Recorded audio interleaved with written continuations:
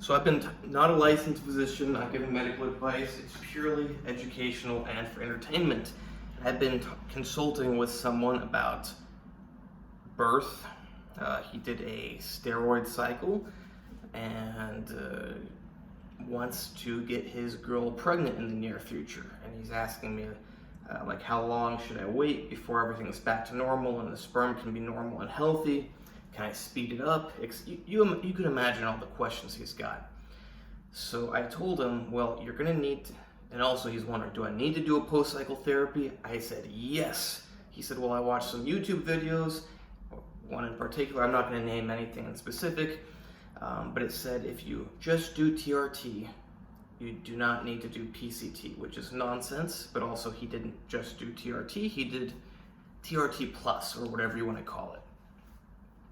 About 300 milligrams or 350 milligrams of mastrone per week, 140 milligrams of testosterone per week. Now, if you don't have experience with this stuff, that can sound like a lot. You know, that's almost half a gram per week. That sounds like a lot to you. But remember, you shouldn't just count by grams. Every steroid has different strength and activity and effects. Plus, you know, even if you count by grams, 500 milligrams, half a gram, that's a solid dose, but that's not on the higher end. I'm not saying I would go much higher than that, but it's certainly not on the high end for bodybuilders, for athletes, for anyone who is using anabolic steroids. That's why I called it TRT plus. You know, it's a little bit more, but okay, so back to the fertility.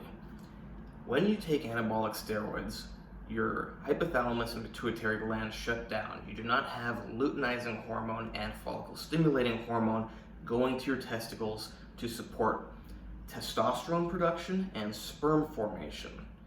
Now, I said those separately, but they're very interconnected.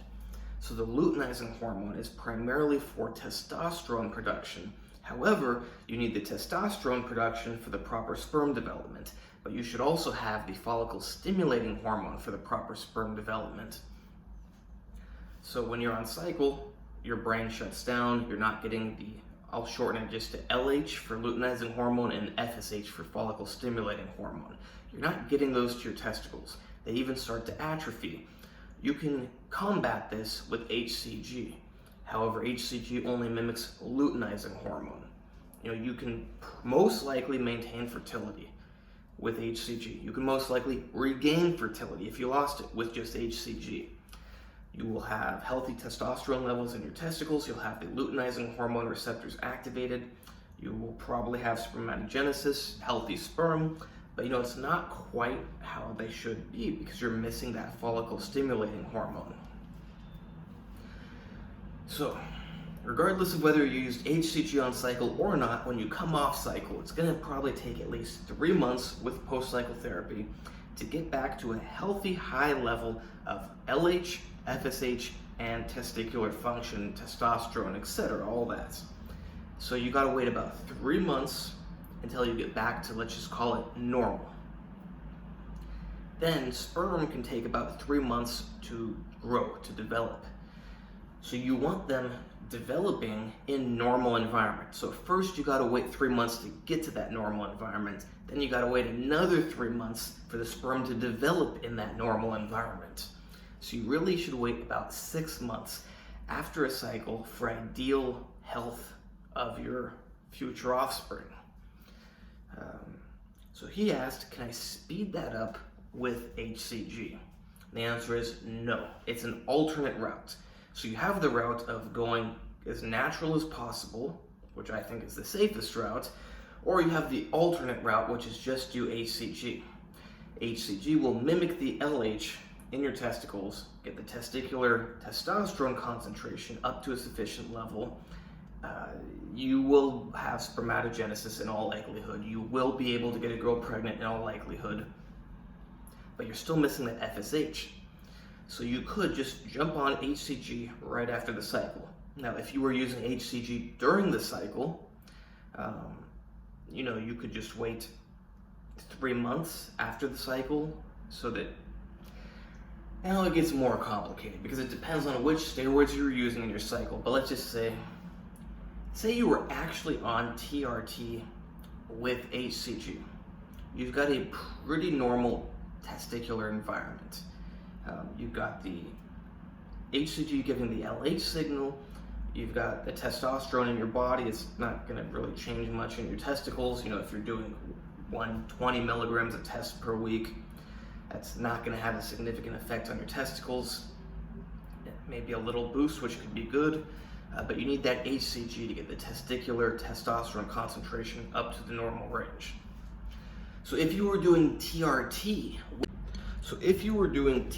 with HCG, you had a pretty normal testicular environment for sperm to develop. You could even get a girl pregnant, and it should be pretty healthy while on TRT with HCG. Now, you can also wait to come off, let that testosterone clear your system. That way you don't have the influence of exogenous testosterone. I don't know how necessary that is, but for sure, if you're using lots of anabolic steroids, you should let them clear your system and then go on to just use the HCG. If you're going the HCG route, not the as natural as possible route. So once all those anabolic steroids have cleared your system, now assume you were using HCG the whole time, testicles are working, and you just keep on using the HCG. So your testicles are working, you let all the steroids clear your system, so now you got working testicles without all those steroids, and you let them create sperm without the influence of all those steroids for 3 months. That is how you go the HCG route. That is not speeding up the natural route, because if you want to be as natural as possible, you need the follicle stimulating hormone. You could buy that. It's very expensive, but you could buy that. You could use that also. Great. How much exactly should you use? I don't think we know, so still better to go all natural if you can. So yeah, the reason you cannot speed things up with HCG to go the all natural route, and the reason it's an alternative route, is because HCG still suppresses the pituitary and hypothalamus, and you're not going to be producing natural LH and FSH. So assume you were using HCG on cycle is going to speed up the recovery because your testicles don't shut down, they remain healthier. But if you come off cycle and then you use HCG for, let's just say, a month, that's a month that your brain is not starting to kick back online. So you're actually slowing things down, not speeding them up. There are 2 alternative pathways. Either go all natural, you wait about 3 months for your natural production of everything to come back to normal, then you wait an additional 3 months, during which time the sperm form in that natural environment, or you go the alternate route. You let all the steroids clear your system and you use just HCG. If you got it, use the follicle stimulating hormone also, and you give the sperm 3 months to develop in that environment. I hope that clears some things up. I would certainly use PCT if you're going to go the all-natural route, because if you don't, it could take longer than 3 months. I'm not saying it's going to take exactly 3 months for everyone. That's just a ballpark figure. If you're healthy, if you're using PCT, if you're exercising, if you're eating good, it could take longer, it could be quicker.